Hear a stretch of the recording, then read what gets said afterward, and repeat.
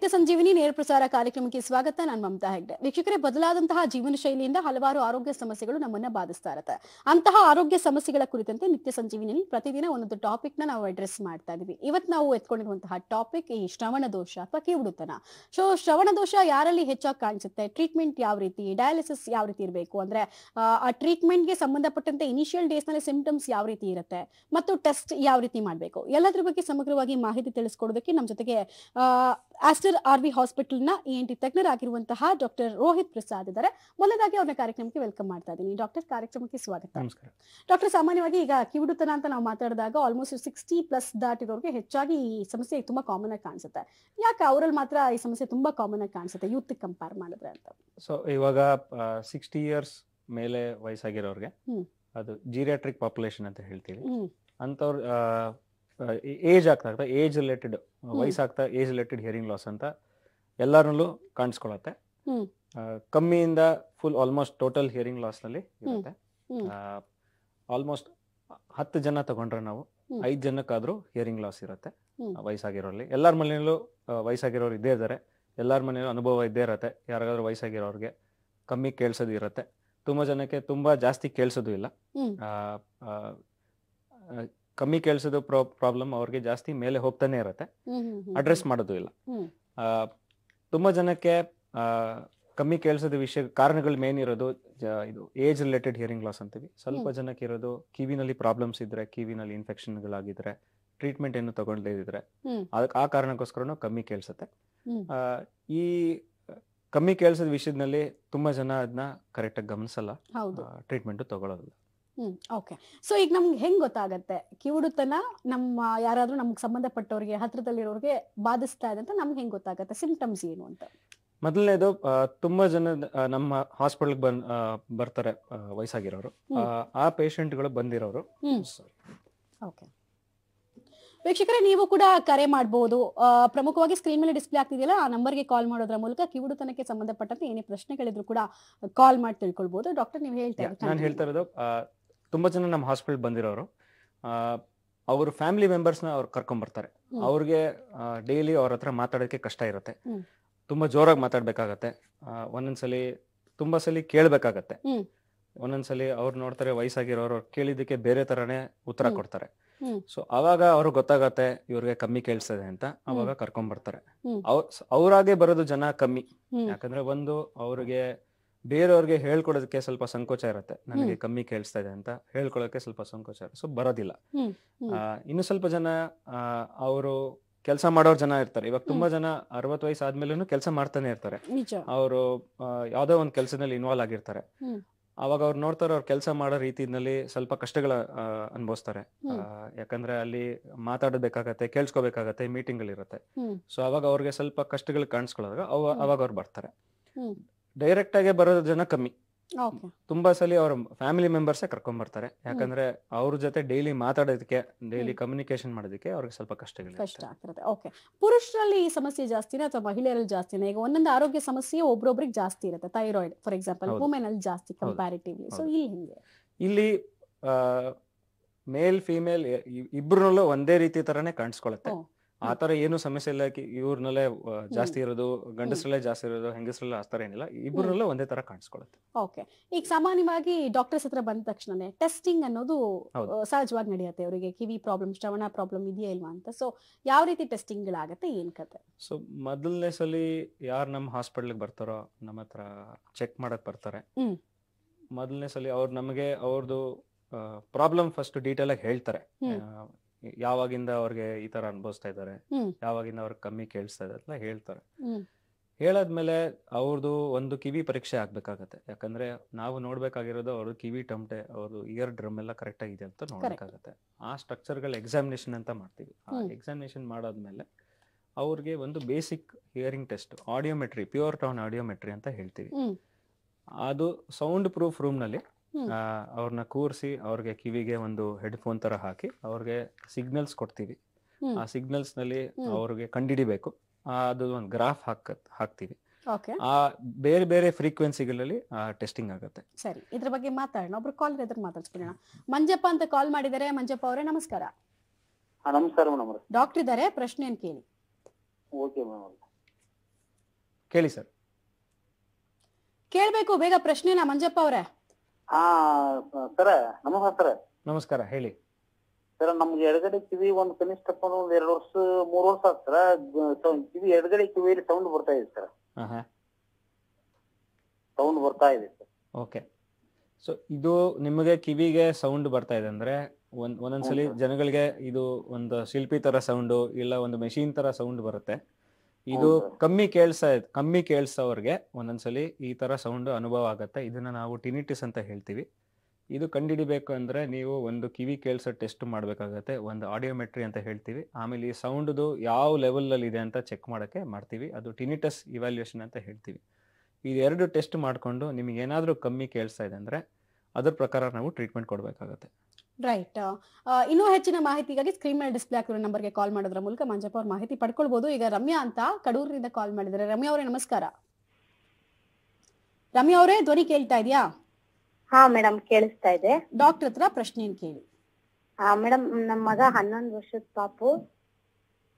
ಹೇಳಿ ಹೇಳಿ ಹೇಳಿ ಹೇಳಿ ಮುಂದುವರಿಸಿ. ಹೇಳಿ. 11 ವರ್ಷದ ಪಾಪು ಮೇಡಮ್. ಪಾಪು ಚಿಕ್ಕ ವಯಸ್ಸಿನಲ್ಲೇ ಕೆಳಗಡೆ ಬಿದ್ದಿದ್ರಿಂದ ಆಗಿದೆಯೋ ಇಲ್ಲ ಅವನಿಗೆ ಹುಟ್ಟಿದಾಗ್ಲೇ ಹಂಗಾಗಿದೆಯೋ ನಮಗೆ ಗೊತ್ತಾಗ್ತಾ ಇಲ್ಲ. ಅವನಿಗೆ ಜೋರಾಗಿ ಮಾತಾಡ್ಸಿದ್ರೆ ಕೇಳಿಸುತ್ತೆ. ಹೇಳಿ. ಹಲೋ, ಕೇಳಿಸ್ತಾ ಇದೆಯಾ ಮೇಡಮ್? ಹೇಳಿ, ಕೇಳಿಸ್ತಾ ಇದೆ. ಹಾಗಾಗಿ ಅವನಿಗೆ ಕೇಳಿಸುತ್ತೆ, ಅಮ್ಮ ಅಪ್ಪ ಅಂತ ಎಲ್ಲ ಹೇಳ್ತಾನೆ. ಬಟ್ ರಿಪೀಟ್ ಸ್ವಲ್ಪ ನಾವು ಕೇಳಿದಾಗ ಮಾತಾಡಕ್ ಆಗ್ತಾ ಇಲ್ಲ ಅವನಿಗೆ. ಸೊ ಇವ್ರಿಗೆ ನೀವು ಹೇಳಿದ ಪ್ರಕಾರ ನಿಮಗೆ ಗೊತ್ತಿಲ್ಲ ಯಾವ ವಯಸ್ಸಿಂದ ನಿಮ್ಮ ಮಗುಗೆ ಕೇಳಿಸೋದು ಕಮ್ಮಿ ಇದೆ ಅಂತ ನಿಮಗೆ ಗೊತ್ತಿಲ್ಲ. ಮೊದಲನೇದು ನಾವು ಚೆಕ್ ಮಾಡಬೇಕಾಗಿರೋದು ನಿಮ್ಮ ಮಗುಗೆ ಯಾವ ಲೆವೆಲ್ನಲ್ಲಿ ಎಷ್ಟು ಕೇಳಿಸ್ತಾ ಇದೆ ಅಂತ ಚೆಕ್ ಮಾಡಬೇಕಾಗತ್ತೆ. ಅದು ಒಂದ್ಸಲಿ ನಾವು ಕಂಡಿಡಿದ್ರೆ ನಮಗೆ ಗೊತ್ತಾಗಬೇಕು ಇವ್ರಿಗೆ ಪೂರ್ತಿ ಕೇಳಿಸಲ್ವೋ ಇಲ್ಲ ಸ್ವಲ್ಪನೇ ಕೇಳಿಸತ್ತೋ ಇಲ್ಲ ಕೇಳಿಸೋದು ಅರ್ಥ ಆಗ್ತಾ ಇದೆಯೋ ಎಲ್ಲ ಚೆಕ್ ಮಾಡಬೇಕಾಗತ್ತೆ.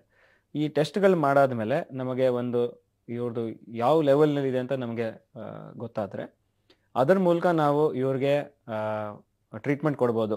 ಇಲ್ಲ ಕಿವಿಗೆ ಮೆಷಿನ್ ಹಾಕ್ಬೋದು, ಇಲ್ಲ ಏನು ಕೇಳಿಸ್ತಾ ಇಲ್ಲ ಅಂದರೆ ಮುಂದಕ್ಕೆ ಇವ್ರದ್ದು ಇದು ಕಿವಿದು ಸ್ಕ್ಯಾನ್ಗಳು ಮಾಡಿ ಒಳಗಿನ ಕಿವಿನಲ್ಲಿ ಏನೋ ತೊಂದರೆ ಇದೆಯಾ ಎಲ್ಲ ಚೆಕ್ ಮಾಡಿ ನಾವು ಹೇಳಬೇಕಾಗತ್ತೆ. ಧನ್ಯವಾದ ಕಾಲ್ ಮಾಡಿದ್ದಕ್ಕಾಗಿ.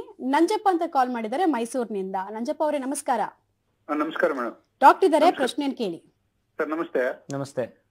ನನ್ನ ಮಗ ಒಬ್ಬ 40 ವರ್ಷದವನು ಸರ್. ಹೇಳಿ. ಅವನಿಗೆ ಒಂದು 5 ವರ್ಷದಿಂದ ಇನ್ಫೆಕ್ಷನ್ ಆಗಿದೆ ಅಂತ ಹೇಳ್ಬಿಟ್ಟು ಆಪರೇಷನ್ ಮಾಡಿದ್ರು. ತಮಟೆ ತೂತಾಗಿದೆ ಅಂತ ಹೇಳಿ. ಹೇಳಿ. ಅದು ಇವಾಗ ನೋವು ಬರ್ತಾ ಇದೆ ಅವನಿಗೆ, ಮತ್ತೆ ಕೇಳಿಸೋದು ಸ್ವಲ್ಪ ಕಡಿಮೆ ಆಗಿದೆ ಒಂದ್ ಕಿವಿ. ಆಯ್ತು. ಅದು ಸ್ವಲ್ಪ ಈಗ ಅವ್ನಿಗೆ ಆಪರೇಷನ್ ಮಾಡ್ಬೇಕು ಅಂತ ಇದಾರೆ ಸರ್, ಮಾಡಿಸ್ಬೇಕಾ?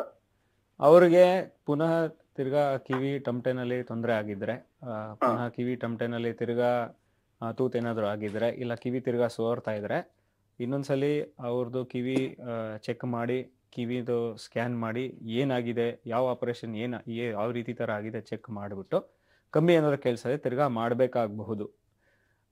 ಒಂದ್ ವೇಳೆ ಅವ್ರದ್ದು ಕಿವಿದು ಆಪರೇಷನ್ ಎಲ್ಲ ಕ್ಲೀನಾಗಿ ಆಗಿ ಅಲ್ಲಿ ವಾಪಸ್ ಏನು ಗಾಯ ಏನೂ ಆಗಿಲ್ಲ, ಕಿವಿ ಟಮಟೆ ಒಂದೇ ಸಮ ಇದೆ ಅಂದರೆ ಒಂದು ಕಿವಿ ಕೇಳಿಸೋ ಟೆಸ್ಟ್ ಮಾಡಿ ಯಾವ ರೀತಿ ಏನಾದರೂ ಕಮ್ಮಿ ಆಗಿದೆಯಾ ಅಂತ ಚೆಕ್ ಮಾಡಬೇಕಾಗತ್ತೆ ಅವ್ರದ್ದು ಕೇಳಿಸೋದು ಇದು ಶಕ್ತಿ. ಅದ್ರ ಮೇಲೆ ಅವ್ರಿಗೆ ಕಿವಿಗೆ ಏನಾದರೂ ಮೆಷಿನ್ ಏನಾದರೂ ಬೇಕಾಗಿದೆಯಾ, ಹಿಯರಿಂಗ್ ಏಡ್ ಏನಾದರೂ ಹಾಕಬೇಕಾ ನಾವು ಚೆಕ್ ಮಾಡಬೇಕಾಗುತ್ತೆ. ಧನ್ಯವಾದ ಕಾಲ್ ಮಾಡಿದ್ದಕ್ಕಾಗಿ. ಈಗ ಸೀತಾಲಕ್ಷ್ಮಿ ಅಂತ ಚಿಕ್ಕಮಗಳೂರಿನಿಂದ ಕಾಲ್ ಮಾಡಿದ್ದಾರೆ. ಸೀತಾಲಕ್ಷ್ಮಿ ಅವರೇ ನಮಸ್ಕಾರ. ಸೀತಾಲಕ್ಷ್ಮಿ ಅವರೇ ಧ್ವನಿ ಕೇಳ್ತಾ ಇದೆಯಾ? ಓಕೆ, ನೀವು ಈಗ ಟಿವಿ ವಾಲ್ಯೂಮ್ ಅನ್ನು ಮ್ಯೂಟ್ ಮಾಡ್ಬೇಕು, ಇಲ್ಲ ಕಾಲ್ ಕಟ್ ಆಗತ್ತೆ. ಡಾಕ್ಟರ್ ಇದ್ದಾರೆ, ಮಾತಾಡಿ. ಕೇಳಿಸ್ತಾ ಇದೆ. ಹೇಳಿ. ನೀವು ಟಿವಿ ನೋಡ್ಕೊಂಡು ಮಾತಾಡ್ಬೇಡಿ, ಡಿಲೇ ಇರುತ್ತೆ, ಕಾಲ್ ಕಟ್ ಆಗತ್ತೆ. ಸೀತಾಲಕ್ಷ್ಮಿ ಅವರೇ ಎಡಗಡೆ ಕಿವಿ ರೈಟ್. ವೀಕ್ಷಕರೇ, ನೀವು ಕೂಡ ಅಷ್ಟೇ ಕಾಲ್ ಮಾಡ್ಬೇಕಾದ್ರೆ ದಯವಿಟ್ಟು ಮ್ಯೂಟ್ ಮಾಡಿ ಟಿವಿ ವಾಲ್ಯೂಮ್ ಅನ್ನ, ಅಥವಾ ನೆಟ್ವರ್ಕ್ ಇರೋ ಕಡೆ ಬಂದ್ ಮಾತಾಡಿ. ಈಗ ಭಾಗ್ಯಲಕ್ಷ್ಮಿ ಅಂತ ತುಮಕೂರಿನಿಂದ ಕಾಲ್ ಮಾಡಿದ್ದಾರೆ. ಭಾಗ್ಯಲಕ್ಷ್ಮಿ ಅವರೇ ನಮಸ್ಕಾರ. ಭಾಗ್ಯಲಕ್ಷ್ಮಿ ಅವರೇ ಧ್ವನಿ ಕೇಳ್ತಾ ಇದೆಯಾ? ಕೇಳಿಸ್ತಾ ಇದೆಯಾ ನಿಮ್ಗೆ? ಕೇಳಿಸ್ತಿದೆ, ಹೇಳಿ. ನೀವ್ ಹೇಳ್ಬೇಕು, ಡಾಕ್ಟರ್ ಹತ್ರ ಪ್ರಶ್ನೆ ಕೇಳಿ. ಅದೇ ಮ್ಯಾಮ್, ಡಾಕ್ಟರ್ ಹತ್ರ ಹೋಗ್ಬಿಟ್ಟು ಬಂದಿದೀವಿ 1-2 ಸಲ. ಹೇಳಿ. ಹಲೋ. ಹೇಳಿ. 1-2 ಸಲ ಹೋಗ್ಬಿಟ್ಟು ಬಂದಿದೀವಿ. ಹೇಳಿ. ಅವರು ತಿಪ್ಟೂರಿಗೆ ತೋರ್ಸಿದ್ದೆ ಸರ್ ನಾನು. ಹೇಳಿಮ್ಮ. 2 ಸಲ ಟ್ರೀಟ್ಮೆಂಟ್ ಮಾಡಿದ್ರು ಅಷ್ಟೇ, ಮತ್ತೆ ಅವ್ರು ಏನು ಹೇಳೇ ಇಲ್ಲ. ಮತ್ತೆ ಚಿಗನಹಳ್ಳಿಗೆ ಹೋಗಿದ್ದೆ, ಗೌರ್ಮೆಂಟ್ ಹಾಸ್ಪಿಟಲ್ಗೆ. ಏನ್ ತೊಂದರೆ ಇದೆ? ತೊಂದ್ರೆ ಒಳಗಡೆ ಫುಲ್ಲು ಕಡಿಯುತ್ತೆ ಸರ್. ಆಯ್ತು.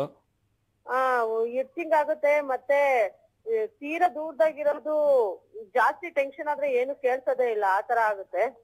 ನೀವು ಒಂದು ಕಿವಿ ಕೇಳಿಸೋದು ಟೆಸ್ಟ್ ಮಾಡಿ ಅದು ತೋರಿಸ್ಬೇಕಾಗತ್ತೆ, ನೋಡ್ಬೇಕಾಗತ್ತೆ. ಕಿವಿ ಕೇಳಿಸೋದು ಟೆಸ್ಟ್ ಮಾಡಿ ರಿಪೋರ್ಟ್ ಎಷ್ಟು ತಾಕತ್ತಿದೆ ಅಂತ ಚೆಕ್ ಮಾಡಿ ನಿಮಗೆ ಮುಂದಕ್ಕೆ ನಾವು ಹೇಳ್ಬೋದು ಏನ್ ಮಾಡ್ಬೋದು ಅಂತ. ರೈಟ್, ಧನ್ಯವಾದ ಕಾಲ್ ಮಾಡಿದಕ್ಕಾಗಿ. ವೀಕ್ಷಕರೇ, ನೀವು ಕೂಡ ಅಷ್ಟೇ ಈ ಶ್ರವಣ ದೋಷಕ್ಕೆ ಸಂಬಂಧಪಟ್ಟಂತೆ ಕಿವುಡುತನಕ್ಕೆ ಏನೇ ಪ್ರಶ್ನೆಗಳಿದ್ರು ಕೂಡ ಸ್ಕ್ರೀನ್ ಮೇಲೆ ಡಿಸ್ಪ್ಲೇ ಆಗ್ತಿರೋ ನಂಬರ್ಗೆ ಕಾಲ್ ಮಾಡಿ ಹೋಪ್ಸ್ ಕಳ್ಕೊಳ್ಬಿಡಿ. ಕೆಲ ಟೆಸ್ಟ್ ಗಳನ್ನ ಮಾಡ್ಬೇಕಾಗತ್ತೆ ಅಂತ ಡಾಕ್ಟರ್ ಹೇಳ್ತಾ ಇದ್ರು. ಈಗ ವಾಪಸ್ ಹೋಗ್ತೀನಿ ಡಾಕ್ಟರ್. ಈಗ ಪ್ರಮುಖವಾಗಿ ತುಂಬಾ ಜನಕ್ಕೆ ಒಂದು ಅಭ್ಯಾಸ ಇರುತ್ತೆ, ಈ ಇಯರ್ ಕ್ಲೀನರ್ ನ ಪದೇ ಪದೇ ಯೂಸ್ ಮಾಡ್ತಿರ್ತಾರೆ, ಬಡ್ಡನ್ ಪದೇ ಪದೇ ಯೂಸ್ ಮಾಡ್ತಿರ್ತಾರೆ, ಸುಮ್ನೆ ಯೂಸ್ ಮಾಡ್ತಿರ್ತಾರೆ. ಅದ್ರಲ್ಲಿ ಇಚ್ಚಿಂಗ್ ಇಲ್ಲ ಅಂದ್ರೂ ಕೂಡ ಅದೊಂದು ಹ್ಯಾಬಿಟ್ ಆಗಿ ಬದಲಾಗಿರುತ್ತೆ. ಅದು ಡೇಂಜರಸ್ ಅಥವಾ ಒಳ್ಳೇದಾ ಹೇಗೆ ಅಂತ? ಸೊ ಕಿವಿನಲ್ಲಿ ಇಯರ್ಬಡ್ ಯೂಸ್ ಮಾಡೋದು ಒಳ್ಳೇದಲ್ಲ. ಅದು ಬರೀ ನಮ್ದು ಕಿವಿ ಆಚೆ ಕಡೆ ಇರೋ ಜಾಗಕ್ಕೆ ಕ್ಲೀನ್ ಮಾಡಕ್ ಮಾತ್ರ ಇರೋದು. ಆ ಕಿವಿ ನಮ್ದು ತೂತ್ ಕಾಣಿಸುತ್ತಲ್ಲ, ಅದು ಒಳಗಡೆ ಹಾಕಬಾರ್ದು. ಅದು ಹಾಕಿದ ಕೂಡ್ಲೇನೆ ನಮಗೆ ಗೊತ್ತಾಗಲ್ಲ ನಾವ್ ಏನ್ ಮಾಡ್ತಾ ಇದೀವಿ ಅಂತ, ಯಾಕಂದ್ರೆ ನಮ್ಗೆ ಕಾಣಿಸೋದಿಲ್ಲ. ಅದು ಮಾಡಿದಷ್ಟು ನಮಗೆ ಕಿವಿ ಟಮಟೆಗೆ ಗಾಯ ಆಗೋ ಚಾನ್ಸಸ್ ಇರುತ್ತೆ. ಹಾಗಾಗಿ ಇಯರ್ ಡ್ರಮ್ ನಲ್ಲಿ ಹೋಲ್ ಆಗಿ ಪರ್ಫೋರೇಷನ್ ಅಂತ ಆಗುತ್ತೆ, ಹಿಯರಿಂಗಿಗೂ ಅಫೆಕ್ಟ್ ಆಗುತ್ತೆ. ಅದು ಮಾಡಬಾರ್ದು. ಓಕೆ, ಒಬ್ರು ಕಾಲರ್ ಇದ್ದಾರೆ, ಮಾತಾಡ್ಸೋಣ. ಉಮೇಶ್ ಅಂತ ಮಂಡ್ಯದಿಂದ ಕಾಲ್ ಮಾಡಿದ್ದಾರೆ. ಉಮೇಶ್ ಅವರೇ ನಮಸ್ಕಾರ. ನಮಸ್ಕಾರ ಮೇಡಮ್. ಡಾಕ್ಟರ್ ಇದ್ದಾರೆ, ಪ್ರಶ್ನೆ ಕೇಳಿ. ಆಯ್ತು ನಮಸ್ಕಾರ. ನಮಸ್ತೆ ಸರ್. ನಮಸ್ತೆ, ಕೇಳಿ ಸರ್. ಈಗ ನಮ್ಮ ಮಗನ್ಗೆ 26 ವರ್ಷ. ಹೇಳಿ ಸರ್. ಅವ್ನ್ ಹುಟ್ಟುತ್ತವಿನಿಂದ ಕಿವಿ ಕೇಳಿಸುತ್ತೆ, ಅವ್ನ್ ಮನೆ ಒಳಗಡೆ ಇದ್ರೆ ಬರ್ತಾನೆ. ಹೇಳಿ. ಬಿಟ್ ಮಾತಾಡಲ್ಲ. ಯಾವತ್ತೂ ಮಾತಾಡಿಲ್ಲ ಅವರು? ಅಪ್ಪ ಅಮ್ಮ ಅಂತಾನೆ. ನಾವು ಆಚೆ ನಿಂತ್ಕೊಂಡು ಹೊರಗಡೆಯಿಂದ ಕೂಗಿದ್ರೆ ಬರ್ತಾನೆ. ಅಕಸ್ಮಾತ್ ನಾವೇನಾರ ಮನೆ ವಿಚಾರ ನಾವೇ ಮಾತಾಡ್ಕೊಳ್ತಾ ಇದ್ರೆ ಅದಕ್ಕೆ ಸ್ಪಂದಿಸ್ತಾನೆ. ಅರ್ಥ ಆಗತ್ತ ಅವ್ರಿಗೆ? ನೀವು ಮಾತಾಡಿದ ಅರ್ಥ ಆಗತ್ತಾ? ಅರ್ಥ ಆಗುತ್ತೆ. ಅವ್ರಿಗೆ ಯಾವ ರೀತಿ ಕಮ್ಮಿ ಆಗಿದೆ ಕೇಳ್ಸೋದು ನಿಮಗೆ ಗೊತ್ತಾ? ಎಷ್ಟು ಕಮ್ಮಿ ಕೇಳ್ಸತ್ತೆ ಅಂತ ಗೊತ್ತಿದ್ಯಾ ನಿಮಗೆ? ಟೆಸ್ಟ್ ಮಾಡಿದೀರಾ? ಅದು ನಾವು ಮೈಸೂರಿನಲ್ಲಿ ಸ್ಪೀಚ್ ಅಂಡ್ ಹಿಯರಿಂಗ್ ಅಲ್ಲಿ ತೋರಿಸ್ತು ಸರ್. ಟೆಸ್ಟ್ ಮಾಡಿದ್ರಿ? ಅಲ್ಲಿ ತರಬೇತಿಗೂ ಅವರು ಕೂಡ ಸೇರ್ಸ್ಕೋದೇನೆ ಹೋದ್ರು. ಅವಾಗ ಅವ್ರು ಏನ್ ಹೇಳಿದ್ರು ಅಂದ್ರೆ ನಿಮ್ಮ ಮಗನ್ಗೆ ಕಿವಿ ಕೇಳ್ಸುತ್ತೆ ಬಟ್ ಮಾತಾಡಲ್ಲ, ನಾವೇನು ಮಾಡಕ್ಕಾಗಲ್ಲ. ನಮ್ಗೇನು ಅಂದ್ರೆ ಕಿವಿ ಕೇಳಿಸ್ಲೇಬಾರ್ದು, ಅಂತವ್ರನ್ನ ಮಾತ್ರ ನಾವು ರಿಸೀವ್ ಮಾಡ್ತೀವಿ. ಎಷ್ಟು ಕಮ್ಮಿ ಕೇಳ್ಸತ್ತೆ ಒಂದ್ಸಲಿ ನಾವು ನೋಡಿದ್ರೆ ನಾವು ನಿಮಗೆ ಹೇಳ್ಬೋದು. ಅದರ ಮೂಲಕ ನಿಮಗೆ ಯಾವ ತರ ಟ್ರೀಟ್ಮೆಂಟ್ ಕೊಡ್ಬೇಕು ಅಂತ ನಾವು ಹೇಳ್ಬೋದು ಸರ್. ಧನ್ಯವಾದ ಕಾಲ್ ಮಾಡಿದಕ್ಕಾಗಿ. ಈಗ ಡಾಕ್ಟರ್, ಟ್ರೀಟ್ಮೆಂಟ್ ಆಪ್ಷನ್ಸ್ ಬಂದ್ಬಿಡೋಣ. ಏನೇನ್ ಟ್ರೀಟ್ಮೆಂಟ್ ಆಪ್ಷನ್ಸ್ ಇರುತ್ತೆ ಅಂತ ಸಾಮಾನ್ಯವಾಗಿ ಶ್ರವಣ ದೋಷದಿಂದ ಬಳಲ್ತಾ ಇರೋರಿಗೆ? ಇವಾಗ ಅನೇಕ ಆಪ್ಷನ್ಗಳಿದೆ. ಬಟ್ ಇದು ಕಮ್ಮಿ ಕೇಳ್ಸೋರ್ಗೆ ಎಸ್ಪೆಷಲಿ ನಾವು ಇವಾಗ ವಯಸ್ಸಾಗಿರೋರು ತಗೊಂಡ್ರೆ, ಮೊದಲು ತುಂಬಾ ಜನ ತೋರ್ಸಕ್ಕೆ ಬರೋದಿಲ್ಲ. ಸೊ ಅವ್ರಿಗೆ ಕಂಡಿಡಿಯೋದೇ ಸ್ವಲ್ಪ ಲೇಟ್ ಆಗುತ್ತೆ. ಯಾರು ಕರೆಕ್ಟ್ ಸಮಯಕ್ಕೆ ಬರ್ತಾರೆ ಕಿವಿ ಚೆಕ್ ಮಾಡಿಸ್ಕೊಳಕ್ಕೆ, ಅವ್ರಿಗೆ ನಾವು ಕಂಡಿಡಿದಾಗ mild, moderate, severe, profound hearing loss ಅಂತ ಇರುತ್ತೆ. ಅಂದ್ರೆ ಕಮ್ಮಿಯಿಂದ ಪೂರ್ತಿ ಕೇಳಿಸೋ ತರ ಇರುತ್ತೆ.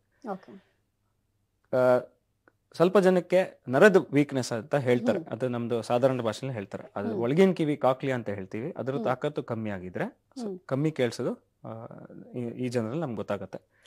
ಇಂಥವ್ರಿಗೆ ನಾವು ಹಿಯರಿಂಗ್ ಏಡ್ ಅಂತ ಹಾಕ್ಬೋದು. Up to severe hearing loss ನಾವು ಹಿಯರಿಂಗ್ ಏಡ್ ಅಂತ ಯೂಸ್ ಮಾಡ್ಬೋದು. 2 ಕಿವಿಗೂ ಯೂಸ್ ಮಾಡ್ಬೋದು. 2 ಕಿವಿನಲ್ಲಿ ಕಮ್ಮಿ ಇದ್ರೆ 2ಗೂ ಯೂಸ್ ಮಾಡ್ಬೋದು. ಅದ್ರ ಮೇಲೆ ಹಿಯರಿಂಗ್ ಏಡ್ ಡಿವೈಸ್ ಹಾಕಾದ್ಮೇಲೆನೂ ಅವರಿಗೆ ಅರ್ಥ ಆಗಲ್ಲ, ಬೆನಿಫಿಟ್ ಇಲ್ಲ, ಬರೀ ವಾತಾವರಣದಲ್ಲಿ ಶಬ್ದ ಇದೆ ಅಂತ ಗೊತ್ತಾಗದು ಅವ್ರಿಗೆ, ಅಂತವ್ರಿಗೆ ನಾವು ಕಾಕ್ಲಿಯರ್ ಇಂಪ್ಲಾಂಟ್ ಅಂತ ಆಪರೇಷನ್ ಮಾಡಿ ಸರ್ಜರಿ ಮಾಡಬಹುದು. ವಯಸ್ಸಾಗಿರೋರ್ಗೂ ಮಾಡಬಹುದು. ಓಕೆ, ಅದ್ರ ಬಗ್ಗೆ ಮಾಹಿತಿ ಪಡ್ಕೊಳ್ತೀನಿ ನಿಮ್ಮಿಂದ. ವೀಕ್ಷಕರೇ, ಇನ್ನು ಮುಂದಿನ ಭಾಗದಲ್ಲಿ ಕಾಕ್ಲಿಯರ್ ಇಂಪ್ಲಾಂಟೇಶನ್ ಅಂದ್ರೆ ಏನು, ಮತ್ತೆ ಈ ಸರ್ಜರಿ ಮಾಡೋದ್ರ ಬೆನಿಫಿಟ್ಸ್ ಯಾವ ಇರುತ್ತೆ, ಮತ್ತೆ ಈ 60+ ನವರಿಗೆ ಸರ್ಜರಿ ಮಾಡೋದ್ರಿಂದ ಏನಾದ್ರೂ ಸವಾಲ್ಗಳು, ಚಾಲೆಂಜ್ಗಳು ಮುಂದಿನ ಹಂತದಲ್ಲಿ ಬರ್ತಾವ, ಎಲ್ಲದ್ರ ಬಗ್ಗೆ ಮಾಹಿತಿಯನ್ನು ನೋಡ್ತಾ ಹೋಗೋಣ. ಜೊತೆಗೆ ನಿಮಗೂ ಕೂಡ ಶ್ರವಣ ದೋಷಕ್ಕೆ ಸಂಬಂಧಪಟ್ಟಂತೆ ಏನಾದ್ರೂ ಪ್ರಶ್ನೆಗಳಿದ್ರೆ ಸ್ಕ್ರೀನ್ ಮೇಲೆ ಡಿಸ್ಪ್ಲೇ ಆಗಿರೋ ನಂಬರ್ಗೆ ಕಾಲ್ ಮಾಡೋದ್ರ ಮೂಲಕ ಹೆಚ್ಚಿನ ಮಾಹಿತಿ ಪಡ್ಕೊಳ್ಬಹುದು. ಕಾರ್ಯಕ್ರಮ ಮುಂದುವರಿಯುತ್ತೆ ವಿರಾಮದ ನಂತರ.